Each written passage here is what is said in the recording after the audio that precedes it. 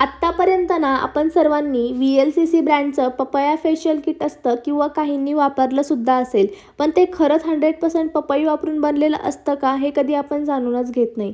त्यामध्ये ना कोणकोणते केमिकल्स असतात किंवा आपल्या चेहऱ्यावरती कोणते केमिकल्स वापरात येतं हे सुद्धा आपल्याला माहीत नसतं. म्हणूनच ना आज मी तुमच्यासोबत पपई आणि आणखी काही नॅचरल होममेड वस्तूंपासून बनलेलं पपया फेस पॅक ची रेसिपी शेअर करणार आहे. त्यासाठी ना लागणाऱ्या वस्तू ह्या आपल्या घरातच असतात, जसं की बेसन, तांदळाचं पीठ आणि हनी. चला तर कसं बनवायचं हे सांगते. सगळ्यात पहिले पपई घ्यायची, त्याचे छोटे छोटे काप करायचे आणि मिक्सरमध्ये त्याची बारीक पेस्ट बनवायची.